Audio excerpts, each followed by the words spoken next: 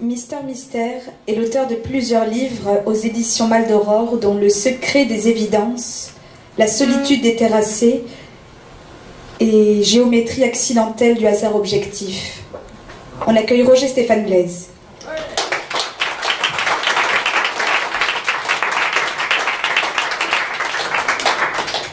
Bonjour, bonsoir.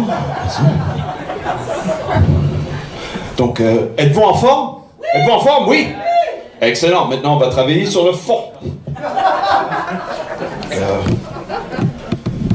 Et d'ailleurs, pour travailler sur le fond, moi, malheureusement, je dois faire un 2 en 1. Et je voulais vous préparer mentalement à la poésie de José. Et pour cela, on va faire une espèce de méditation métaphysique. Je sais que José est très très fort d'ailleurs sur son dernier recueil, sur la métaphysique et la recherche même, mise en abîme elle-même de la poésie. Donc, on va tous ensemble travailler sur la méditation métaphysique. Et la méditation métaphysique qui est un peu inspirée de Gérard Lucas, pour ceux qui connaissent, donc le fameux quart d'heure de Gérard Lucas. Alors, je veux que tout le monde se concentre. Pour ceux qui ne connaissent pas Gérard Lucas, les méditations métaphysiques, ça ressemble, Bertrand, là, un peu à la neurasthésie hystériforme de Pessoa. Oui, je savais que... Ou les 5 essences du poète. Alors, donc, on va faire comme si on était dans un salon de messages poétiques. Hein? Et puis, on va commencer tout doucement à plisser les dieux. Allez, tout le monde, on plisse les dieux. Je veux voir tout le monde plisser les dieux. Merci. Allongez-vous tranquillement dans le vide. Étirez-vous parmi les morts. Placez un pied dans le quotidien et l'autre dans l'inactuel. Comptez d'une seule main jusqu'à ce que vous obteniez le soutien de l'ombre d'or.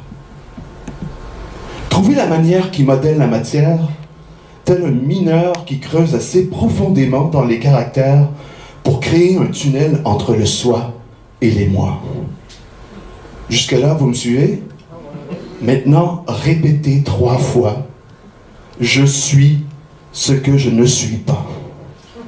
Tout le monde. Je suis ce que je ne suis pas. Je suis ce que je ne suis pas. Et méditez là-dessus pour le reste de la journée. Voilà. Donc, je voulais juste dire... D'ailleurs, merci Louis pour la dédicace. Mais tu as encore du travail à faire parce qu'il n'y a rien de plus merveilleux que les dédicaces de José Acland. D'ailleurs, j'ai fait le tour du marché de la poésie l'an dernier pour essayer de trouver des textes qui pouvaient m'inspirer. Et puis, il y a les gens des éditions du Passage qui sont venus me voir pour acheter mon livre. Et, non, ben c'est moi qui cherchais. Et quand je suis allé à leur table et j'ai vu José, donc j'ai été, la lumière fut, nécessairement. Je tiens à vous aviser que je cherchais ces 2 mots. Donc les 2 nouveaux mots du Larousse qui ont été ajoutés, 2 mots qui viennent pas de la langue, nécessairement de la langue française, qui étaient sérendipité. Hein? Sérendipité. Oui, non, ben, la sprenzatura. Ça, c'est un truc que je vais mettre dans mon roman, si je peux le finir un jour avant de mourir. Et sérendipité. Et j'ai trouvé ce mot dans ce livre. Et je vais vous en lire un petit bout, juste comme préambule pour avant la deuxième partie. L'habitude juge promptement. Le risque tente, quant à lui, une sortie hors des ornières, quitte à errer ou se fourvoyer. Mais qui se perd vraiment? Je veux dire, qui peut totalement se tromper à se laisser découvrir par l'autrement? À s'abandonner de temps en temps au dépouillement du temps et à l'épouillage de soi. J'en apprends plus que je ne connais. J'en apprends plus que je ne connais que de ce que je crois ou crois savoir. La richesse de la durée qui nous est impartie nous conduit à la conscience de notre perte du temps. Comme pauvreté, je connais pire. Entre autres, celle qui n'a pas les moyens intérieurs d'en tirer, non un profit personnel, mais une chance d'ouverture, l'occasion d'un sentier alternatif. Celui qui fut ce qu'il n'aurait jamais imaginé pouvoir être n'est plus jaloux de ce qu'il aimerait être. Être ne s'accomplit pas seulement dans la réalisation de ce qu'on voudrait devenir, mais bien plus étonnamment par l'advenir de ce qu'on pensait inconcevable. L'être humain est taillé par ce qui est dépassé et détaillé par ce qui lui manque.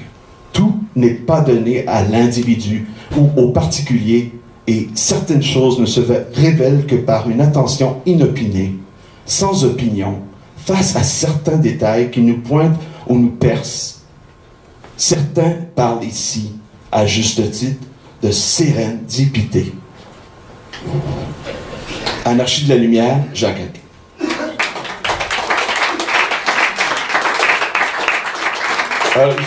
J'ai-tu le temps? Non? Oui? Non? Bon, ok, on va y aller. La poésie est la perpétuelle impression de l'éléphant. Bon. On va aller juste une petite dernière. Avant de...